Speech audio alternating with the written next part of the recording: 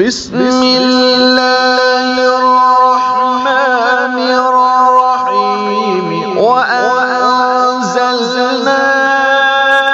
إليك الذکر لتبین للناس ما نزل إلیہم ولعلهم يتفکرون۔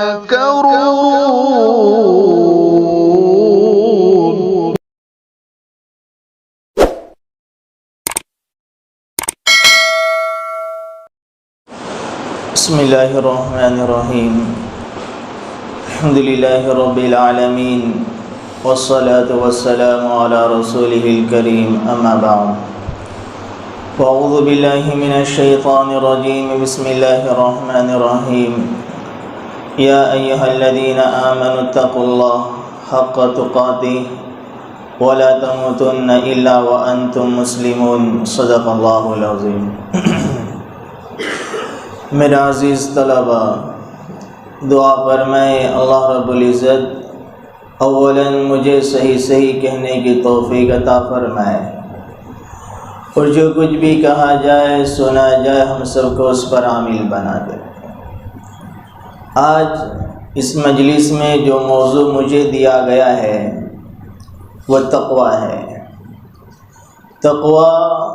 یہ بولنے کے اعتبار سے، بیان کرنے کے اعتبار سے تو بڑا سہل اور آسان ہے، لیکن اس تقوی کی صفت کو زندگی میں اتارنے کے لیے مسلسل جد و جہد اور مسلسل مجاہدہ نفس کے بعد یہ تقوی کی صفت زندگی میں آتی ہے۔ اللہ تعالی ہم سب کو اپنے متقی بندوں میں شمار فرما دے۔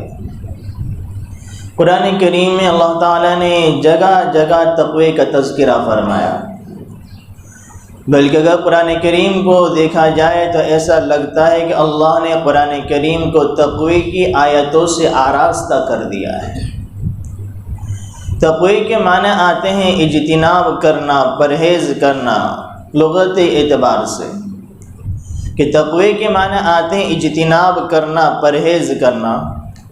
اور ڈرنے کے معنی میں بھی استعمال کیا جاتا ہے، اس لیے کہ جس چیز سے اجتناب کیا جائے وہ ڈرنے والی چیز ہوا کرتی ہے۔ پھر مفسرین نے تقوی کے مختلف درجات کو بیان کیا ہے۔ تقوی کا ادنا درجہ یہ ہے کہ انسان کفر اور شرک سے اپنے آپ کو بچائے رکھے، اور تقوی کا دوسرا درجہ یہ ہے کہ انسان ہر اس کام کو چھوڑ دے جو اللہ اس کے رسول صلی اللہ علیہ وسلم کی ناراضگی کا ذریعہ بننے والا ہو۔ اس لیے عبداللہ بن مسعود رضی اللہ تعالیٰ عنہ کی روایت اس حدیث آیت کے تحت نقل کی جاتی ہے کہ یا ایہا الذین آمنوا اتقوا اللہ حق تقاتہ، کہ اللہ سے ڈرو جیسے اس سے ڈرنے کا حق ہے۔ عبداللہ بن مسعود فرماتے ہیں کہ اس کا مطلب یہ ہے کہ ہمیشہ اللہ کی اطاعت کی جائے، اللہ تعالیٰ کی نافرمانی نہ کی جائے، زندگی کے ہر عمل کو اللہ کے حکم کے مطابق ادا کیا جائے،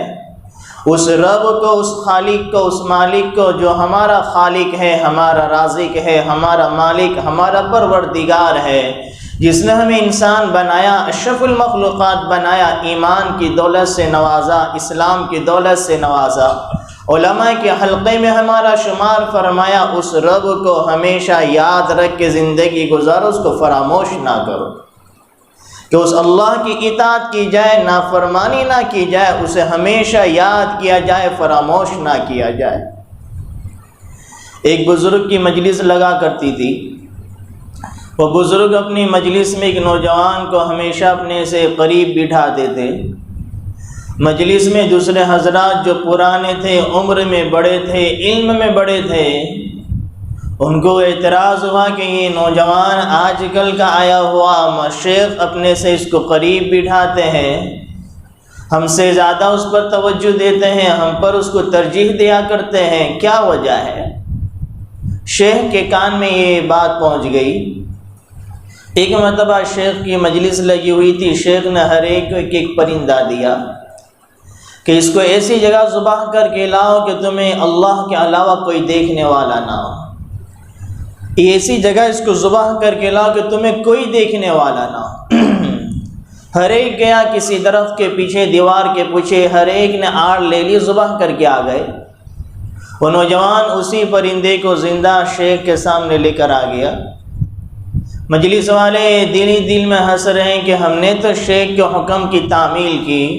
شیخ نے جو کہا اس کے مطابق عمل کیا، یہ تو کیسا بے وقوف ہے، کیسا احمق ہے۔ شیخ نے کہا لیکن اس نے شیخ کی بات کو نہیں مانا۔ شیخ نے اس سے پوچھا، بزرگ نے پوچھا کہ بھئی میں نے کہا تو سب نے میرے حکم کے مطابق کیا، اور تو نے کیوں ذبح نہیں کیا؟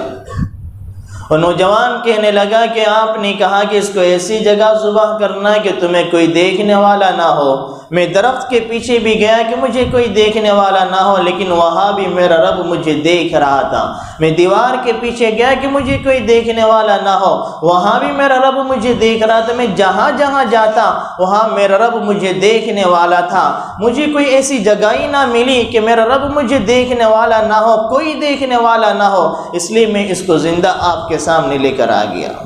تقوی کا حاصل بھی یہی ہے کہ اللہ تعالیٰ کو یاد کیا جائے، فراموش نہ کیا جائے۔ اللہ ہمیشہ ہمیں دیکھنے والا ہے، اس اللہ کی نظر سے ہم چھپ نہیں سکتے۔ وَأَسِرُّوا قَوْلَكُمْ أَوِ اجْهَرُوا بِهِ، تم آہستہ آہستہ بولو یا زور سے بولو۔ إِنَّهُ عَلِيمٌ بِذَاتِ الصُّدُورِ، اللہ تو سینوں کا بھید کو بھی جاننے والا ہے۔ ایک انسان ہے، رات کی تاریکی ہے، رات کی تاریکی، اپنے گھر میں چھوٹا سا کمرہ ہے، کمرے کا اندھیرا، اور اپنے کمبل میں اوڑھ کر کمبل کا اندھیرا، رات کی تاریکی، گھر کی تاریکی، کمرے کی تاریکی، کمبل کی تاریکی، ان تمام تاریکیوں میں کمبل کے نیچے کسی موبائل میں کسی چیز کو دیکھ رہے ہیں، غلط سن رہے ہیں، گناہ کے پلاننگ کر رہے ہیں، دل و دماغ میں گناہ کے خیالات کو وجود دے رہے ہیں۔ للہ ما فی السماوات و ما فی الارض ان تبدوا ما فی انفسکم او تخفوہ یحاسبکم بہ اللہ، اللہ اس پر بھی تمہارا محاسبہ کرنے پر قادر ہے۔ تو اللہ کو ہمیشہ یاد رکھا جائے، فراموش نہ کیا جائے۔ ایک شخص ایک بزرگ کے پاس ہے کہ حضرت مجھے گناہ کی اجازت دے دو، آپ کا اللہ سے بڑا تعلق ہے، اب اللہ والے ہو، اگر آپ نے ہاں کہہ دیا تو میری نجات ہو جائے گی، کوئی پکڑ نہ ہوگی۔ تو انہوں نے چند باتیں کہی، اس میں سے ایک بات یہ بھی کہی، جب تیرا گناہ کرنے کا دل چاہے، جب تیرا دل یہ چاہے کہ میں اپنی خواہشات کی تکمیل کروں، میں اپنے نفس کے مطابق زندگی گزاروں، میں شیطان کی پیروی کروں، اپنی منچاہی زندگی گزاروں، تو ایسی جگہ چلا جا کہ تجھے اللہ بھی دیکھنے والا نہ ہو، تجھے کوئی دیکھنے والا نہ ہو۔ جب ایسی جگہ تو چلا جائے گا تو اللہ کی نظر سے چھپ جائے گا، تیرے عمل کا سوال ہی نہیں ہوگا۔ وہ بندہ کہنے لگا کہ حضرت دنیا میں ایسی کوئی جگہ ہے ہی نہیں کہ میں اپنے رب سے چھپ جاؤں۔ تو یا ایھا الذین آمنوا اتقوا اللہ، اے ایمان والو اللہ سے ڈرتے رہو جیسے اس کا ڈرنے کا حق ہے۔ عبداللہ بن مسعود فرماتے ہیں کہ اللہ کی اطاعت کی جائے ہر کام میں، زندگی کے ہر شعبے میں،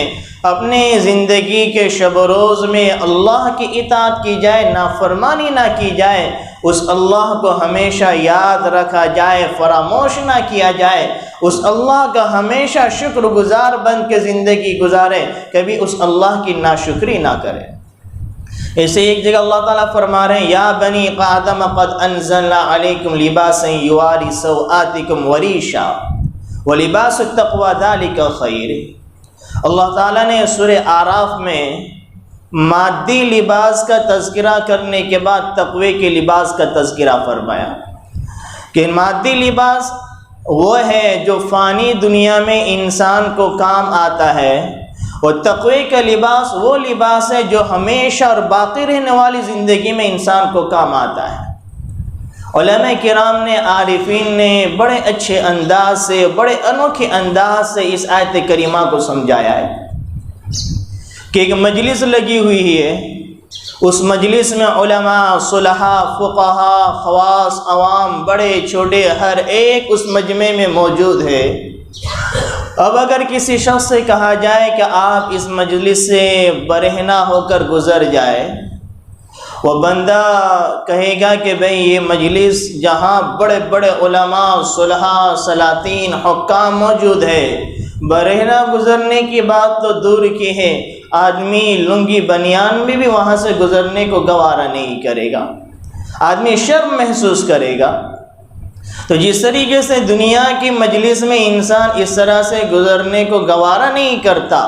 دنیا میں تو یہ لباس ہے، اور آخرت میں روح کا لباس تقوی کا لباس ہے۔ جب انسان کی روح نکل کر عالم ملکوت سے گزرے گی، جہاں انبیاء علیہ السلام بھی ہوں گے، ملائکہ بھی ہوں گے، اللہ تعالیٰ کے مقرب بندے بھی ہوں گے، علماء بھی ہوں گے، صلحاء بھی ہوں گے، سلاطین بھی ہوں گے، مرد عورت کا اجتماع بھی ہے، عوام و خواص بھی ہے۔ جب انسان کی روح عالم ملکوت سے گزرے گی اور تقوی کے لباس سے عاری ہوگی، برہنہ ہوگی، ننگی ہوگی، تو کس قدر شرمندگی کا سامنا کرنا پڑے گا ہم سوچ نہیں سکتے۔ اسی خدشے کو اظہار کرتے ہوئے شیخ عبد القادر جیلانی رحمۃ اللہ علیہ حرم کعبہ میں اپنی پیشانی کو رگڑ رہے ہیں۔ حرم کعبہ جو پرانے زمانے کا، ابھی جو ماربل والا نہیں، جہاں کنکریاں چاروں طرف بچھی ہوئی ہے، کنکری پر اپنے چہرے کو رگڑ رہے ہیں اور کہہ رہے اے میرے رب یا غفور یا رحیم، مجھے معاف کر دے، مجھے بخش دے۔ اگر میں معافی کے لائق نہیں ہوں، اگر میں تیری بخشش کے لائق نہیں ہوں، اگر میری خطاؤں کو معاف کرنے کے میں قابل نہیں ہوں، تو میں سزا کا مستحق ہوں۔ تو روز قیامت نابینا برافشان، تو قیامت کے دن تو مجھے نابینا اٹھانا تاکہ تیرے نیک لوگوں کے سامنے مجھے شرمندگی کا اظہار نہ کرنا پڑے۔ اتنا بڑا شیخ عبد القادر جیلانی ولایت کے مقام کو پہنچا ہوا اللہ سے دعا فرما رہے کہ تقوی نہیں ہے، گناہ کی زندگی ہے، تقوی لباس سے خالی ہے، تم نابینا مجھے قیامت کے دن اٹھانا تاکہ نیک لوگوں کے سامنے شرمندگی کا اظہار نہ کرنا پڑے۔ اس لیے مفتی تقی صاحب فرماتے ہیں، ڈاکٹر عبدالحی کے حوالے سے فرماتے ہیں کہ اگر اللہ تعالیٰ قیامت کے دن انسان کو یہ کہہ دے ہم تجھے جنت میں بھیج دیں گے، لیکن تمہاری پوری زندگی کی ہم فلم کو یہاں چلا دیتے ہیں، تمہاری جوانی کیسے تم نے گزاری، تمہاری زندگی کیسے گزاری، تمہاری راتیں تم نے کس طرح سے گزاری، تم لوگوں سے چھپ چھپا کر، ماں باپ کی نظروں سے چھپا کر، اپنے اساتذہ کی نظروں سے چھپا کر تم نے اپنی تنہائیاں کس طرح سے گزاری، کیسے زندگی تمہاری گزری ہے، وہ پوری فلم ہم تمہارے سامنے یہاں پر چلا دیتے ہیں، جہاں تمہارے ماں باپ بھی ہوں گے، تمہاری اولادیں بھی ہیں، بیوی بچے بھی ہیں، تمہارے مقربین بھی ہیں، اولین آخرین کے اجتماع بھی ہے، صرف تمہاری زندگی کی فلم چلا دیں گے، اس کے بعد تمہیں جنت میں بھیج دیں گے۔ حضرت مفتی تقی صاحب فرماتے ہیں کہ بندہ کہے گا کہ اللہ مجھے جہنم میں بھیج دے لیکن میری زندگی کی فلم نہ چلا دے، کیونکہ ہمیں پتہ ہے کہ ہم نے تنہائیاں کیسے ہماری گزری ہے، ہماری زندگی کیسے گزری، ہمارے شب روز کیسے گزرے، ہم نے اس رب کو کتنا فراموش کیا، یہ ہمیں پتہ ہے۔ اس لیے یا ایھا الذین آمنوا اتقوا اللہ حق تقاتہ، اے ایمان والو اللہ سے ڈرتے رہو جیسے اس سے ڈرنے کا حق ہے۔ آج اللہ تعالیٰ سے ہمیں یہ مانگنا چاہیے، جہاں ہم دوسری چیزوں کو اللہ سے سوال کرتے ہیں، اللہ سے یہ بھی مانگے اللہم انی اسألک الہدی والتقی والعفاف والغنی، اللہ میں تجھ سے ہدایت کا سوال کرتا ہوں، تجھے تقوی کا سوال کرتا ہوں کہ میرے دل میں تیرا اتنا خوف پیدا ہو جائے، میں گناہ سے باز آ جاؤں، میں تیری نافرمانی سے رک جاؤں، میرا نفس خواہشات کی تکمیل سے باز آ جائے، میرے قلوب میں اتنا خوف تیرا پیدا کر دے۔ اور جب ہمارے قلوب میں وہ خوف خشیت ہمارے قلوب میں نظر نہیں آتی، امیر المؤمنین حضرت عمر بن خطاب رضی اللہ تعالیٰ عنہ، موت کا آخری وقت ہے، تقوی کا عالم دیکھیے، موت کا آخری وقت ہے اور اپنے چہرے کو زمین پر رگڑ رہے ہیں اور کہہ رہے ہیں ویل لک یا عمر ان لم یغفر اللہ، ویل لک یا عمر ان لم یغفر اللہ۔ کون کہہ رہا ہے؟ جس کے بارے میں ہمارے نبی نے فرمایا لو کان نبی بعدی لکان عمر، جس کے بارے میں ہمارے نبی نے فرمایا جس راستے سے عمر گزرتا ہے شیطان اس راہ کو چھوڑ دیتا ہے۔ ان کے اسلام لانے پر صرف زمین والوں نے نہیں، آسمان کے فرشتوں نے خوشیاں منائی، جن کو دنیا میں جنت کی بشارت دی گئی، وہ آخری وقت میں کہہ رہا ہے ویل لک یا عمر ان لم یغفر اللہ، کہ عمر تو ہلاک ہو جائے گا، برباد ہو جائے گا اگر تیرے رب نے تجھے معاف نہیں کیا۔ تو تقوی کی حاصل یہ ہے کہ اللہ کا خوف دل میں پیدا ہو۔